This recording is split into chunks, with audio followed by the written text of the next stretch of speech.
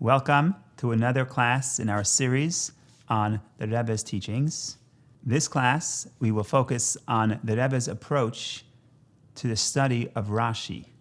Rashi is the primary commentator on the Torah, and the Rebbe's approach to the study of Rashi is legendary.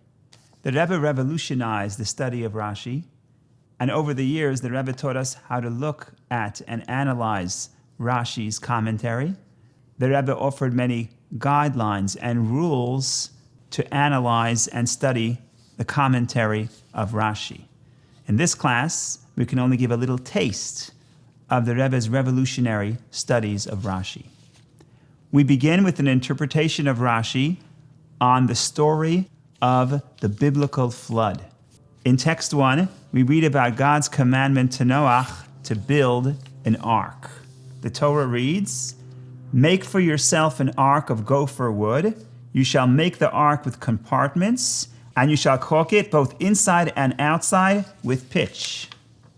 You shall make a light for the ark, and to a cubit you shall finish it to the top. And the entrance of the ark you shall place in its side. You shall make it with bottom compartments, second-story compartments, and third-story compartments." Rashi comments on this verse, and Rashi addresses the word tzohar, which means light. What is the meaning of the verse, "You shall make light to the ark"? What type of light?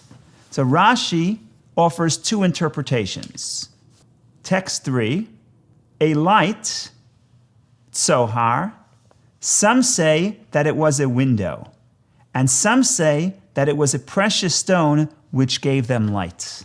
When the Rebbe analyzed Rashi, the Rebbe put forth principles by which we could understand and derive the deeper meaning of Rashi. And some of those principles we will address today looking at this Rashi. One of the important principles is that Rashi is not just collecting many interpretations. Rashi offers two interpretations. Why two? Why not more? There are other interpretations in the commentaries that precede Rashi. Why does Rashi specifically choose these two explanations? The Rebbe teaches that whenever Rashi offers two interpretations, it's because the first interpretation, which is the primary interpretation, is in some way incomplete. And because it's incomplete, Rashi brings another interpretation to explain the problem that is unresolved by the first interpretation.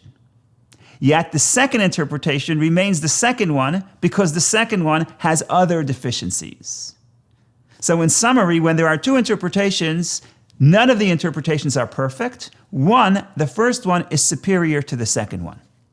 In this case, we want to understand why is it that Rashi brought the two interpretations? One, that tzohar, light, means a window, and the second, that tzohar, light, means a precious stone. Another question the Rebbe asked when studying this Rashi was, why doesn't Rashi give a third interpretation? What is the third possible interpretation? The third possible interpretation could have been tzohar, meaning light, could be oil, because oil is a way to produce light. So we also want to understand why is it that Rashi chose 1 and 2, yet he did not bring the third possible interpretation that tzohar would mean oil. The explanation is as follows. When we read the story of the commandment of Hashem to Noach to build the ark, it is obvious that the Torah, God, does not spell out every specific detail of how to make the ark. The Torah just gives the general description. The Torah does not record every specific detail. So when God tells Noach to make an ark, it will be self-understood that it's Noach's responsibility to provide for light for this ark. It is therefore self-understood that Noach would have brought oil to the ark even without an explicit commandment from Hashem. That leads Rashi to explain that when the Torah says, bring light to the ark, and this is interesting, light in the Torah, light in Hebrew, it says tzohar in the singular. So there is one light that God commands Noach to bring to the ark. This one light is not responsible for producing light in the entire ark. This one light is for additional light. In other words, we answered one of our earlier questions. The question was, why doesn't Rashi say that sohar means oil? And the answer is, God does not have to tell Noach to bring oil to the ark. That is self-understood.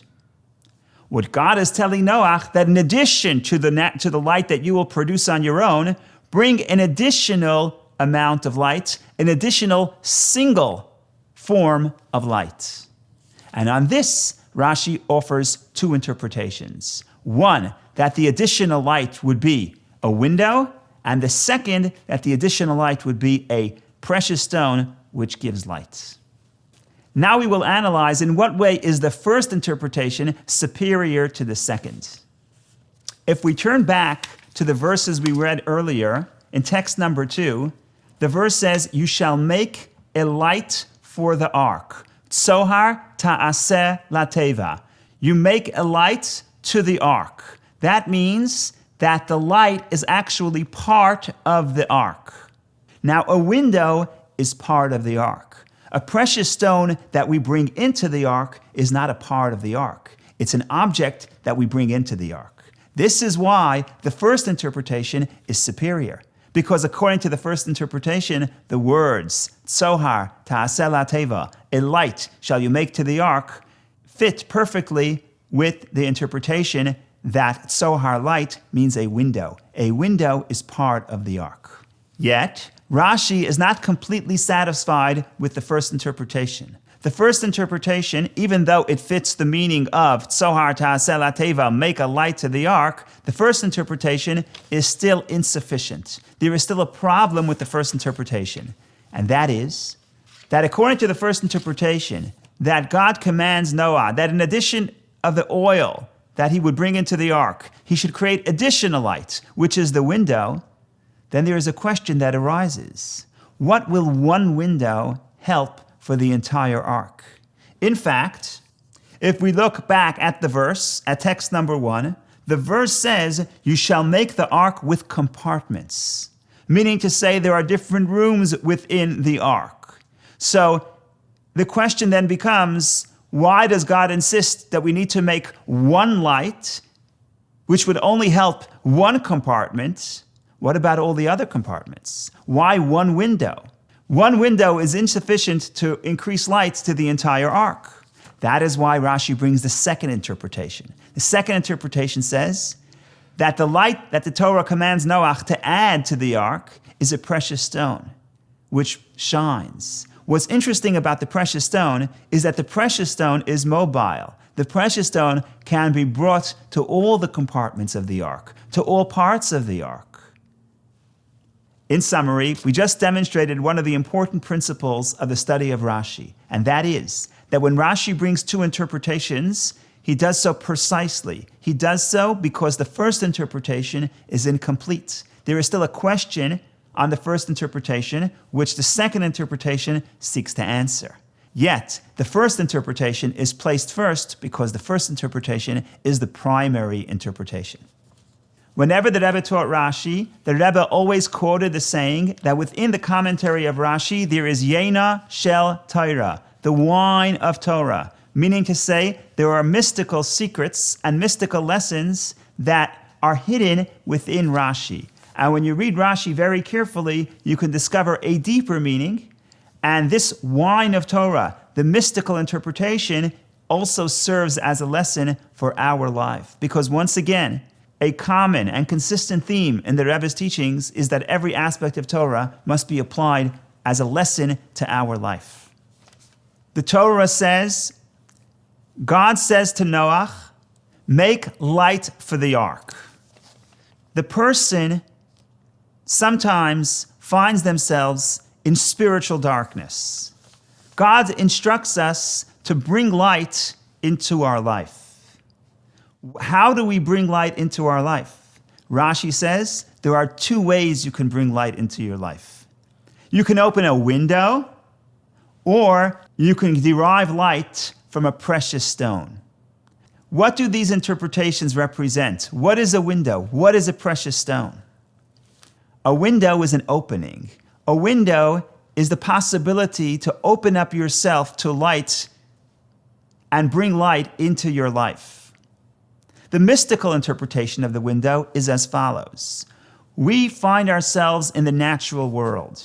The natural world sometimes is a place of darkness. We don't always see the presence of God. We don't always feel a closeness to God.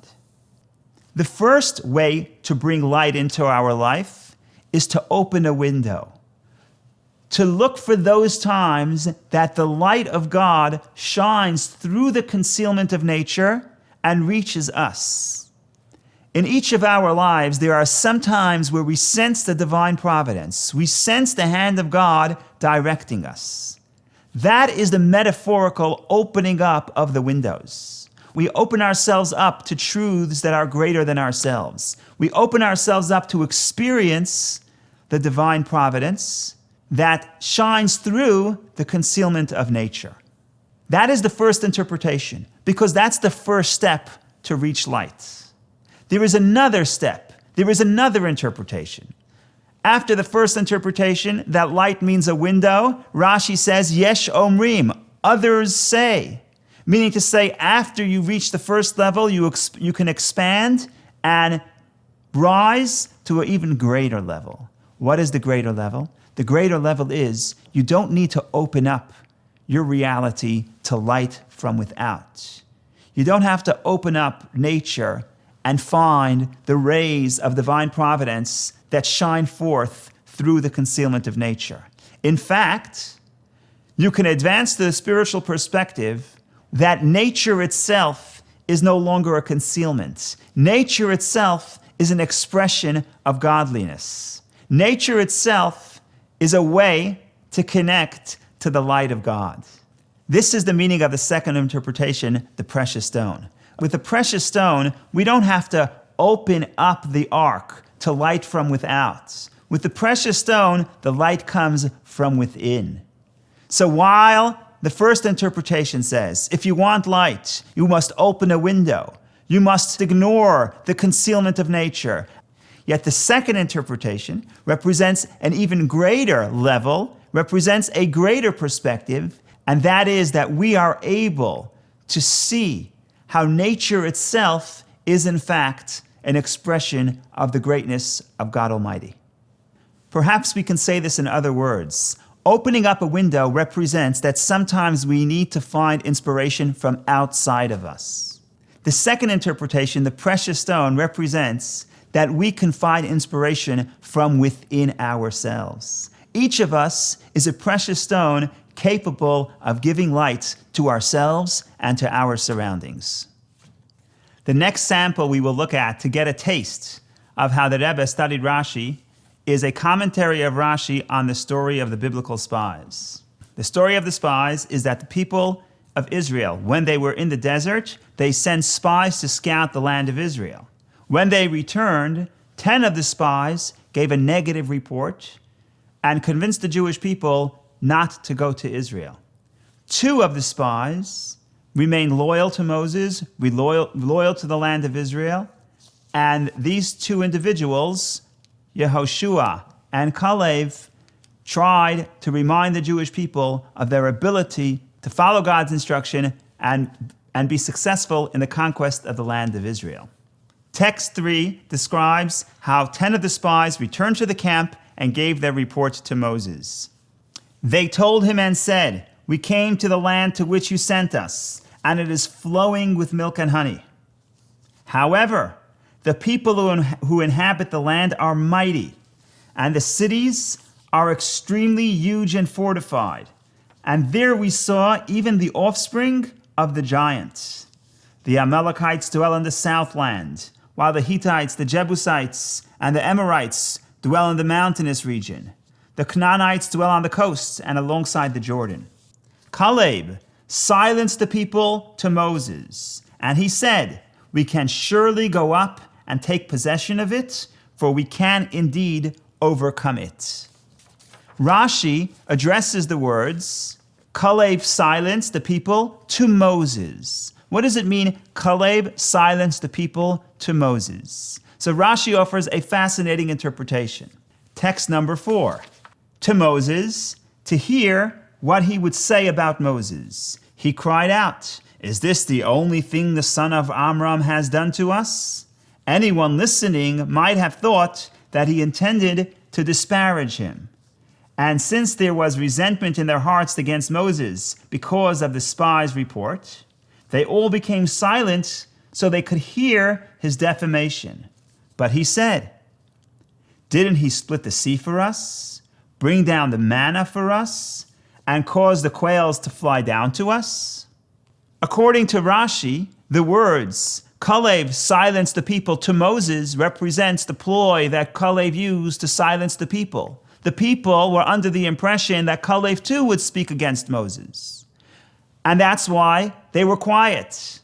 Kalev sensed that the Jewish people were not open to hear good things about Moses. The only reason why they listened is because they thought that he is about to speak negatively against Moses. The Rebbe asked many questions in analyzing this Rashi. We're just going to take a little taste of some of these questions.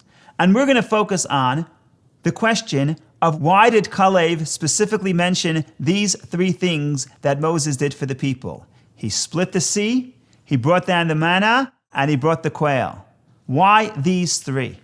If you think about it, Moshe did some things that are even greater than these 3 things. For example, the most famous thing that Moshe did was Moshe took us out of Egypt.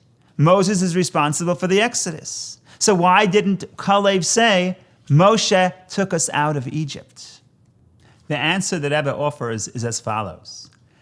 Kalev specifically mentions these 3 events that Moshe did for the people because these praises of Moshe specifically address the concerns that the spies raised for the Jewish people.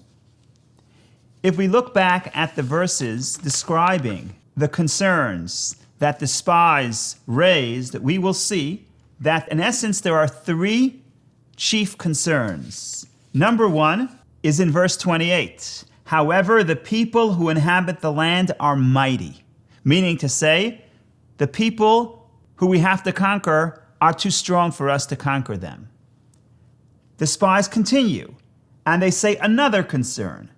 The Amalekites dwell in the southland, while the Hittites, the Jebusites, and the Amorites dwell in the mountainous region. The Canaanites dwell on the coasts and alongside the Jordan. What the spies were telling the Jews is that even before we approach the land of Israel, we will be faced with mighty nations. The Amalekite did not live in Israel. They lived outside of Israel. The spies were telling the Jews, even if you have a promise from Hashem to be able to conquer the land of Israel, the problem is that we can't even approach Israel because Israel is surrounded and protected by mighty nations. The third concern that the spies raised was specifically related to their mention of the nation of Amalek, the Amalekites. We know from the book of Exodus that Amalek had already attacked the Jews earlier. And we know that the reason why Amalek attacked the Jews is because immediately prior to that episode, the Torah tells us that the Jewish people questioned God. They said, we want to know, Hayesh Hashem b'kirbeinu imayin. Is God with us? Is God in our midst or not? As a result of that questioning God, the Amalekites were able to come and attack us. The third concern that the spies were raising is that even if God promised to bring us to the land of Israel, we are no longer worthy of a miracle to be victorious because we questioned God. We did not have faith in God. Where do you see that the Jews questioned God and did not have faith in God? They questioned God in their request to send spies to Israel in the first place. The spies came back and said, you remember the story of Amalek? We questioned God and then we suffered in battle? The same will happen here, argue the spies. We question God. We send spies to see whether or not we want to follow God into Israel. As a result, we will not be successful in the battle against the nations. In summary, the spies raised three concerns. Number one, the people of the land are mighty. Number two, even the approach to the land of Israel is impossible, because even on the approach, there are nations that surround us. Number three, the spies argue that we will not be successful because we will not merit to God's help because we question God. Kalev was responding to the spies. The spies said, the people of the land are mighty. Kalev said, Moshe split the sea for us. Kalev didn't say Moshe took us out of Egypt. Kalev said, Moshe split the sea. If you remember, at the Exodus, there was no war. The Jewish people left Egypt because Pharaoh chased them out of Egypt. At the splitting of the sea, it says, Hashem yilachem lachem. God will wage war on your behalf. God will wage war on behalf of the Jews. So when the spies said, the people of the land are mighty, Kalev said, Moshe already split the sea for us. Moshe already showed us that even if battle is necessary, God will do battle for us. The second concern the spies raised is that even on the way, on the approach to Israel, there are tremendous obstacles. There are nations that surround the land of Israel and will not allow us to approach Israel. To this, Kalev responds, Moshe brought us the manna. The manna was the food that the Jewish people ate in the desert on the way to Israel. Kalev was responding to the spies. Kalev was saying that when God commands us to enter the land of Israel, he will help us and he will make us successful, not only in the battle of the conquest of Israel, but even on the approach. Just like God fed us the manna on the approach, on the road to Israel. And finally, the third concern the spies raised, that once we question God, God will no longer help us. And their proof was from the story of Amalek. To this, Kalev responds that Moshe brought us the quail. If you look in the parsha that immediately precedes the story of the spies, we read that the Jewish people once again questioned God's ability. They lost faith, and they questioned God's ability to give them meat in the desert. Yet, Kalev says, even after they questioned God, God performed the miracle, and Moshe was able to bring them quail. This is the third point. Even once we question God, God will still help us and make us successful. Once again, we will seek to find the wine of Torah, the secrets of Torah that are embedded in this Rashi. And when the Rebbe taught this Rashi, the Rebbe taught us that there is an unbelievable lesson within this Rashi to each and every one of us. That is because each of us is on a mission from God to achieve that which God wants us to achieve. Often we tell ourselves that we are unable to do what we know God wants us to do. We say three things. We say, the task is too difficult. We say that even if God will help us do what he wants us to do, God will help us to perform the mitzvah, but we have many challenges on the approach to the mitzvah. And perhaps most importantly, we tell ourselves that God is not going to help us because our faith in God is not complete. We look into our souls and we see that we sometimes question ourselves. We question God's ability to help us. We question whether or not God will give us the strength to achieve what we need to achieve. And then we tell ourselves that God is not going to help us because our faith is not complete. This then is the lesson from the words of Kalev to us. Moshe split the sea for us, meaning to say that God will give us the ability to overcome the challenges and be successful at doing God's will. God gave us the manna. Not only will God allow us to conquer the land of Israel, but he will help us on the approach to Israel. Not only will he help us with that which directly is a commandment from Hashem, but God will bless us to be successful, to have the means to be able to approach and do God's will. And finally, number 3, Moshe brought down the quail. In other words, God will make us successful in achieving that which we need to achieve, even if our faith in God is not complete. In summary, we looked at Rashi's interpretation on Kalev's words. We asked why Rashi specifically brought these 3 examples. We explained that each one of these examples addresses one of the concerns of the spies. And finally, we explained how each of us can take the message and encouragement from the words of Kalev and apply them to our life. Thank you for joining us in our class today. Looking forward to continuing our journey together.